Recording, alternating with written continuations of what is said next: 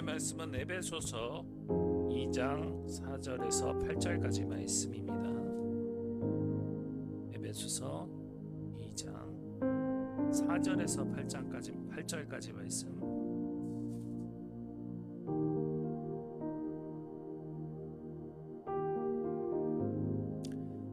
중요한 말씀이기에 한 목소리로 다 같이 봉독하도록 하겠습니다. 시작. 긍휼이 풍성하신 하나님이 우리를 사랑하신 그 큰 사랑으로 인하여 허물로 죽은 우리를 그리스도와 함께 살리셨고 너희는 은혜로 구원을 받은 것이라. 또 함께 일으키사 그리스도 예수 안에서 함께 하늘에 앉히시니 이는 그리스도 예수 안에서 우리에게 자비하심으로써 그 은혜의 지극히 풍성함을 오는 여러 세대에 나타내려 하심이라. 너희는 그 은혜에 의하여 믿음으로 말미암아 구원을 받았으니 이것은 너희에게서 난 것이 아니요 하나님의 선물이라. 잠시 기도할게요. 하나님 아버지 감사합니다. 모든 것이 하나님께 있습니다. 온전히 예수 그리스도의 복음을 전할 수 있는 입술로 저희를 이 입술을 선택하시옵고 바른 말씀과 바른 뜻을 전할 수 있도록 하나님께서 역사하여 주시옵소서. 모든 것을 주께 맡기오며 살아계신 우리 주 예수님의 이름으로 간절히 기도드렸사옵나이다. 아멘. 오늘 말씀은 구원이라는 말씀이에요. 다름 아닌 나를 살리셨다라는 얘기죠. 이 말씀을 전하게 된 계기는 대충 여러분들이 짐작하셔서 알 거라 생각을 해요. 이번 한 주를 지내면서 전도사님하고 많은 얘기를 했었지만 아무래도 이번 구원에 대한 거가 너무 잘 서지 못했다라는 생각이 많이 들더라고요.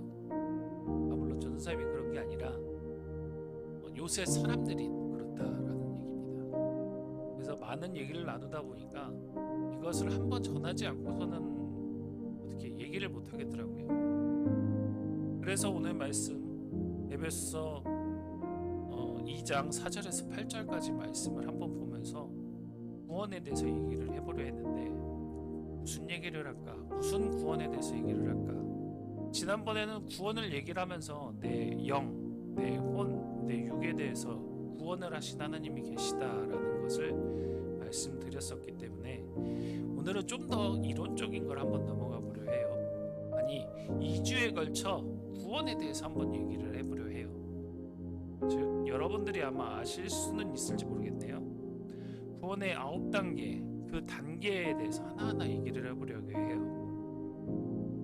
흔히 소명, 거듭남, 회심, 칭의, 양자, 성화, 견인, 영화까지 이렇게 해서 하나, 둘, 셋, 넷, 다섯, 일곱, 8단계구나. 8단계에 대해서 얘기를 해볼 거예요. 이것은 시간적인 것을 얘기를 하진 않아요. 왜냐하면은 인간이 느끼지도 못하는 그 순간의 찰나거든요. 혹은 그 상황에 따라서 시간이 들어갈 수도 있기도 해요. 사람에 따라서, 상황에 따라서. 그렇지만 이것을 시간적으로 표현한다는 것은 도리어 말이 되진 않고 또 다른 상황에 따라서 또 얘기를 한다는 것도 되게 말이 되질 않아요. 이것은 그저 인간이 정해놓은 그저 순서에 불과할 뿐입니다.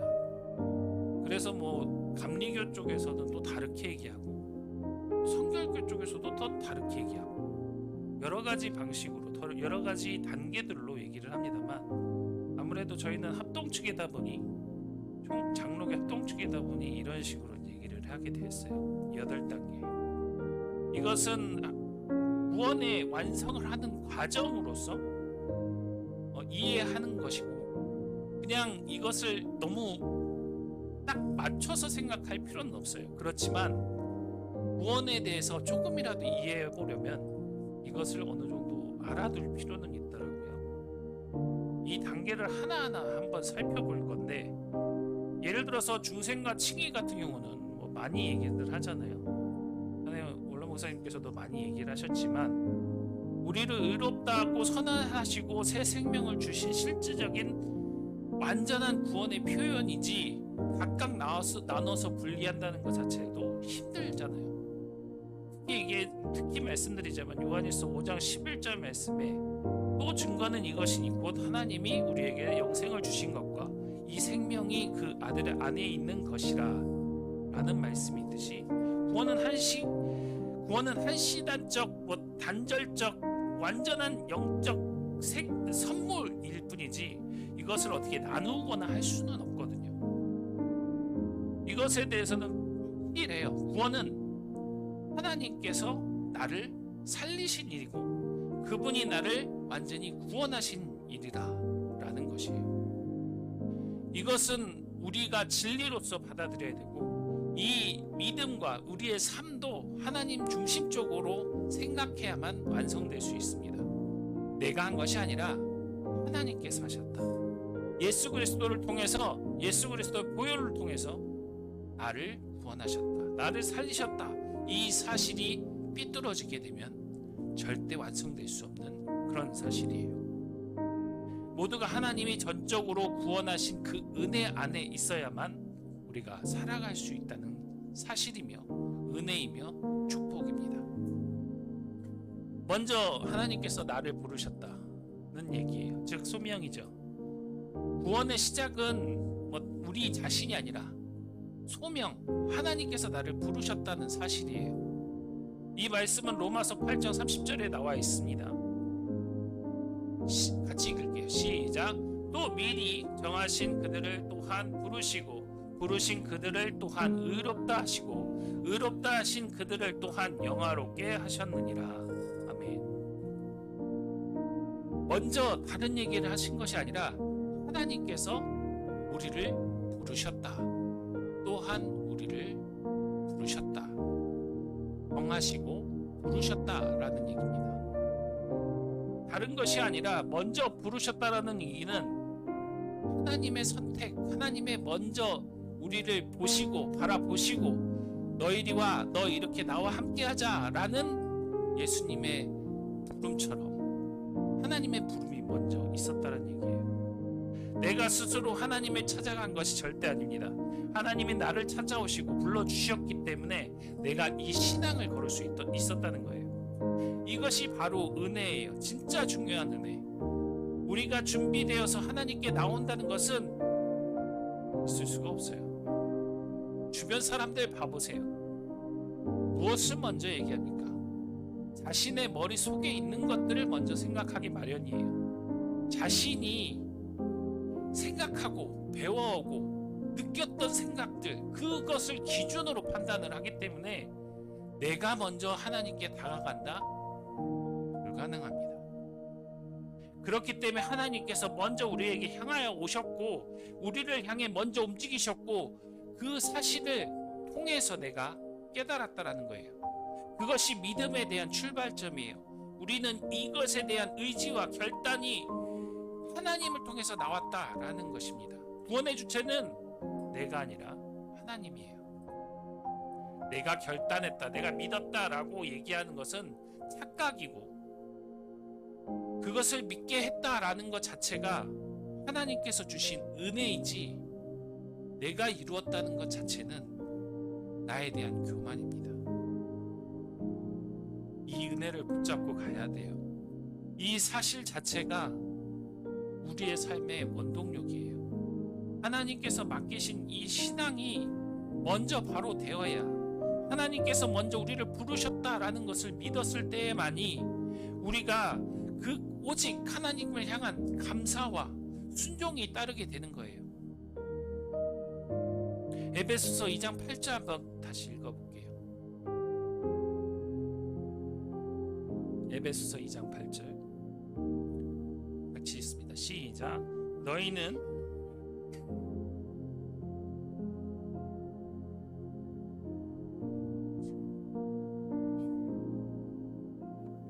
아멘. 분명히 얘기하고 있죠. 먼저 나를 부르셨기에 우리가 살았습니다. 이것이 우리의 참된 소명이고 은혜이고 참된 축복임을 내 마음속에 깊이 새기며 늘 살아가시는 저와 여러분이 되시기를 바라겠습니다. 자, 두 번째입니다. 중생 거듭남입니다. 오늘 본문인 에베소 2장 4절 5절 말씀에 확실하게 그 말씀을 알 수 있어요. 같이 읽을게요. 시작. 긍휼이 풍성하신 하나님이 우리를 사랑하신 그 큰 사랑으로 인하여 허물로 죽은 우리를 그리스도와 함께 살리셨고 너희는 은혜로 구원을 받은 것이라.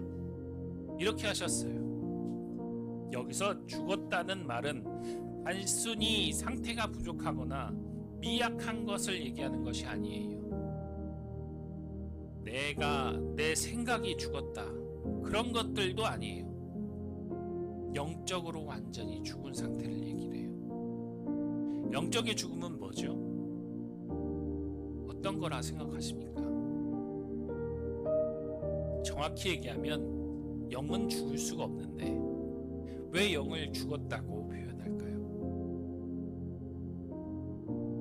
이것은 바로 내 영이 그 어떤 것과의 선이 끊어졌기 때문이에요. 무엇이죠? 맞습니다. 하나님과 단절된 것을 얘기를 해요. 절대 하나님과의 관계가 끊어져서는 우리는 절대 살 수 없음을 얘기합니다. 아무리 노력해도 이 죽음이라는 것은 스스로 살아날 수가 없어요. 바로 이 때문에 이 죽음 전 상태에서 하나님과 화목하게 된다거나 혹은 그분의 뜻을 따를 수 있는 상태가 되질 못해요. 왜냐하면 능력이 없기 때문에 그래요. 내가 끊었는데 내가 다시 있는 것도 참 쉽지가 않습니다. 우리가 생각하는 전선이 끊어졌다, 그런 얘기가 아니에요. 우리가 얘기하는 밧줄이 끊어졌다, 그런 얘기가 아니에요. 무엇이 끊어졌다 라고 얘기하는 거냐? 내 삶에 의욕이 끊어졌다 라고도 얘기할 수 있어요. 자살하는 사람들이 어떻게 자살합니까? 내 삶에 의욕이 없어지니까 자살을 해요. 무엇을 하건 어떤 짓을 하건 어떤 상황이 되건 그 어떤 것도 해봐야 의욕이 생기질 않으니까 살 수가 없는 거예요. 기쁘지가 않으니까 살 수가 없는 거예요. 행복하지가 않으니까 다시 나설 수가 없는 거예요. 그런데 그 의욕이 끊어졌다는 것, 무엇을 얘기합니까? 마찬가지로 내가 그 의욕이 끊어졌는데 내가 다시 일어섰다? 너무 힘들어요. 하나님께서만 하실 수 있는 거예요. 우리 아시는 분들도 있겠죠. 악동 뮤지션, 거기서 이수연이란 자매가 있는데 모든 삶의 끈을 놓았대요. 잡을 수가 없다고 얘기해요. 그것을 잡게 한 사람이 자기는 아니었습니다. 오빠였어요. 물론 사람의 경우는 그것을 정신 차리고 의욕을 갖고 하는 경우도 있기는 합니다. 드물게. 그렇지만 그것을 바로 설 수 있게 하려고 하는 것은 내가 하지 못한다는 거예요. 남이 옆에서 응원을 하든 북돋아 주든 일으켜 세우든 뭔가를 해야 된다는 거예요. 인간 자체도 마찬가지입니다. 내가 할 수 있는 게 아니에요. 하나님이 옆에서 나를 이끌어 주시고 세워 주셔야만 가능해요. 내가 살 수 있는 방법은 내가 할 수 있는 게 아니라 하나님께서 나를 붙잡아 주셔야 가능하다는 거예요. 이것이 바로 거듭남이에요. 구원파가 이야기하는 거듭남과는 전혀 달라요. 확실히 하나님께서 소통이 있어야 돼요. 그것이 아니라면 거듭났다고 얘기할 수가 없어요. 구원파가 얘기하는 거듭남은 날짜, 일시 명확히 알아야 된다고 하는데 사람은 너무나도 간교하고 너무나도 나약하기 때문에 또 놓고 또 놓고 또 놓거든요. 자신만의 생각에 빠져서 하나님과의 이어지는 그 선을 자기가 또 끊어버린다는 겁니다.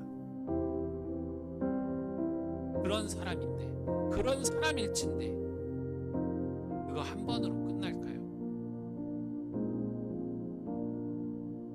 단지 마음가짐만 바꾸는 것도 아니에요. 하나님께서 내 안에서 생명을 불어넣지 않는 이상은 그 마음가짐도 바뀌질 않아요.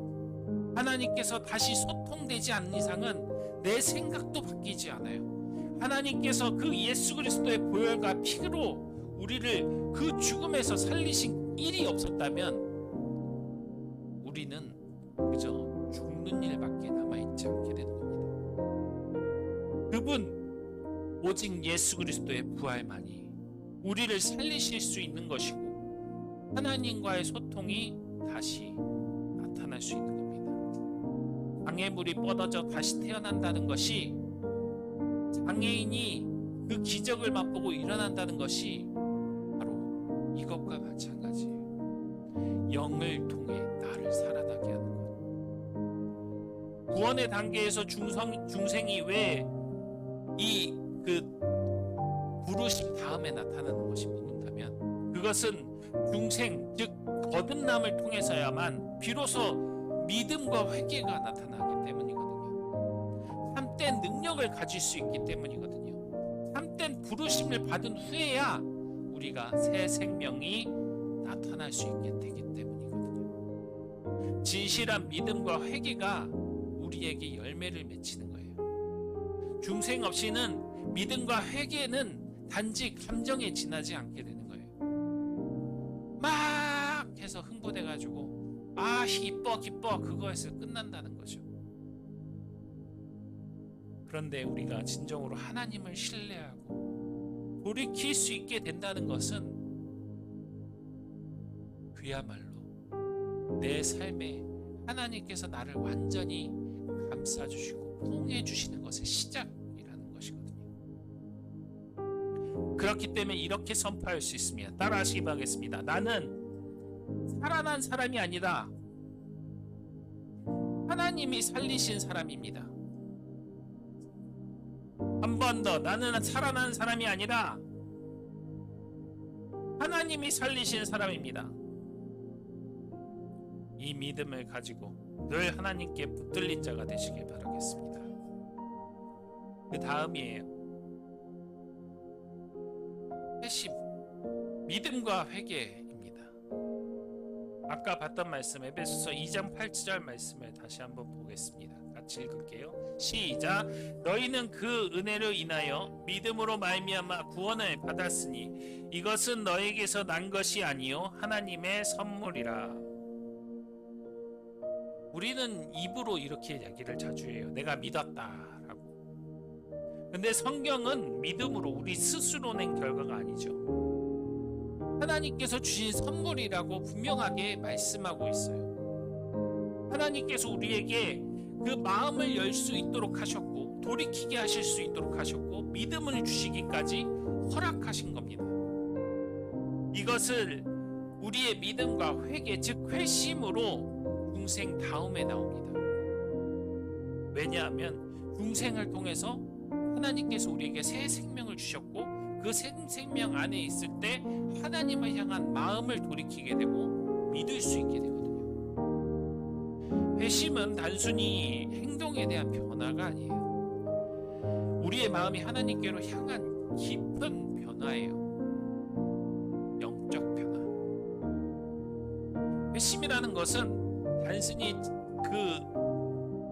내 삶에 바뀌는 것을 얘기하는 게 아니고 내가 우러나오는 것을 바뀌는 게 아니고 하나님께서 우리에게 회개와 믿음과 상황을 다 주셔서 나타나는 영적 변화를 통해서 내 안에 살아갈 수 있는 힘이 생기는 거거든요. 그리고 회심이 나타난 뒤에야 칭의가 따라요. 하나님께서 우리에게 믿음과 회개를 받아들일 수 있도록 하게 하시고 죄 사함을 선언하게 하시고 그리고 그 죄 사함을 통해서 우리가 누구에게? 하나님께 의로운 자로 여겨지는 거예요. 칭의는 우리가 바로 스스로 의롭게 된 결과가 아니라 오직 믿음으로, 하나님께서 주신 그 믿음으로, 하나님께서 주신 그 회개로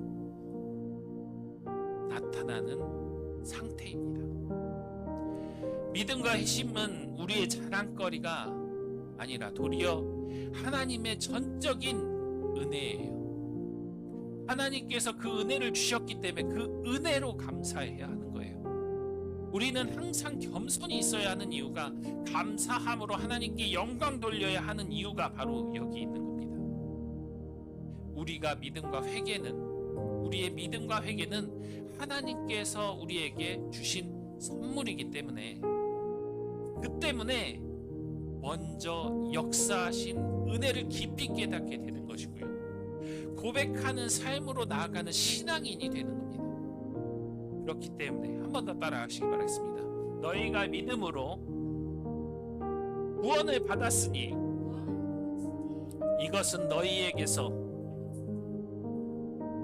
난 것이 아니라 하나님의 선물이라.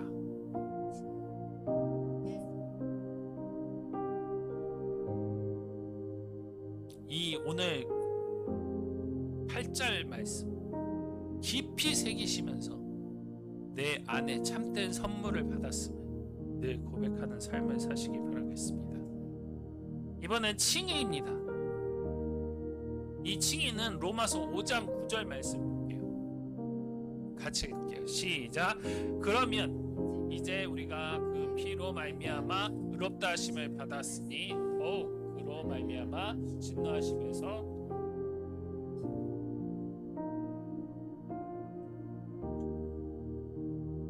예수 그리스도의 피로 의롭다 하심을 받았다고 얘기합니다.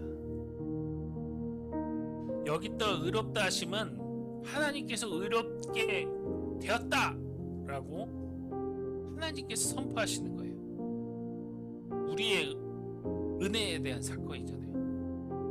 우리는 결코 우리 스스로를 의롭다 얘기할 수 없잖아요. 죄 지은 사람이 자기 자신에게 나 의로워 얘기할 수 있는 건 참 어이없죠.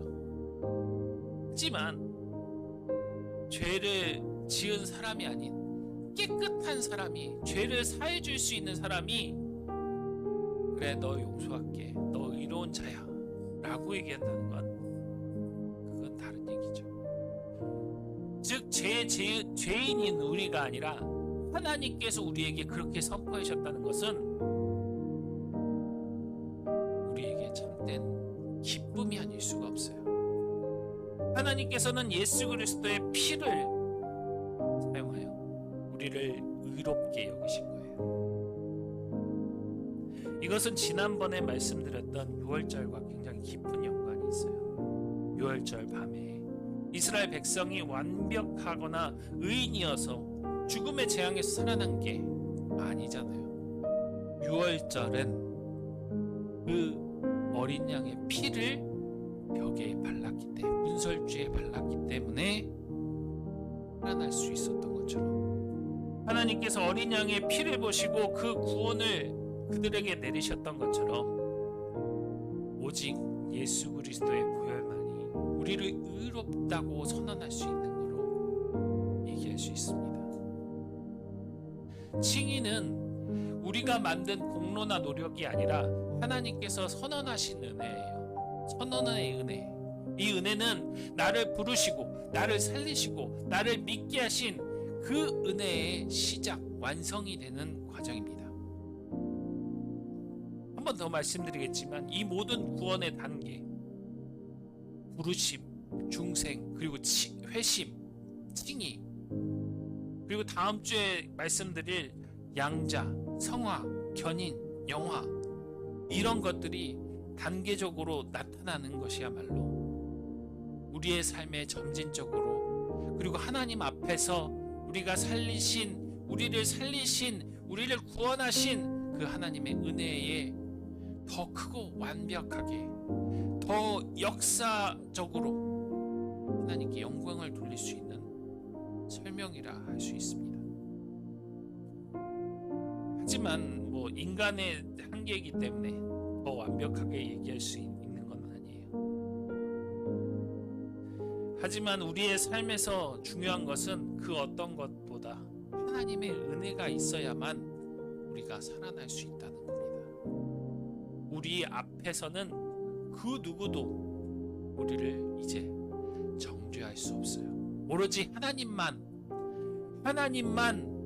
우리를, 그 살리신 하나님만 가능하시다는 사실입니다.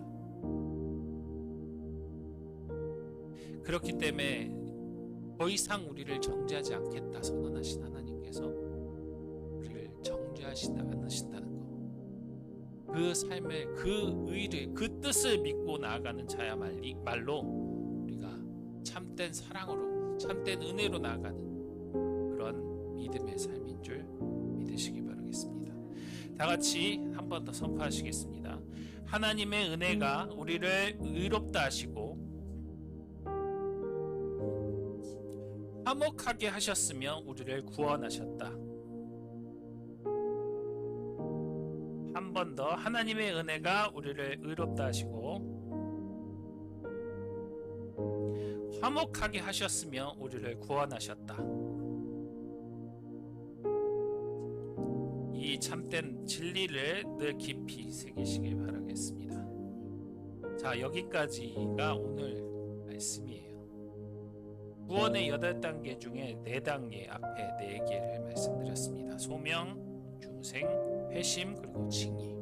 그리고 다음 주에는 양자, 성화, 견인, 영화에 대해서 말씀드릴 거예요. 오늘 말씀은 무언가 우리가 그 구원에 대해서 잘못 알고 있거나 혹은 다르게 알고 있는 것이 있는지 한번 생각해 보시기 바라겠습니다. 하나님께서는 나를 분명히 부르셨거든요. 하나님께서는 나를 분명히 살리셨거든요. 하나님께서는 나를 믿게 하셨거든요. 하나님께서는 나를 의롭게 하셨거든요.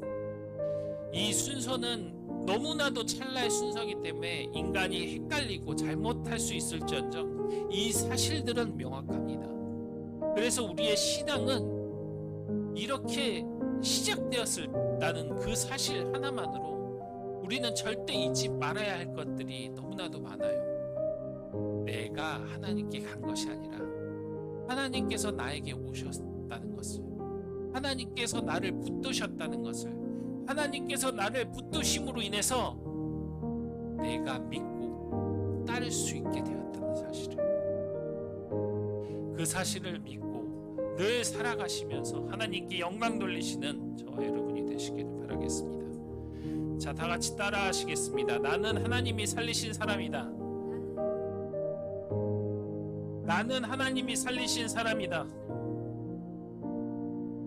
마지막, 나는 하나님이 살리신 사람이다.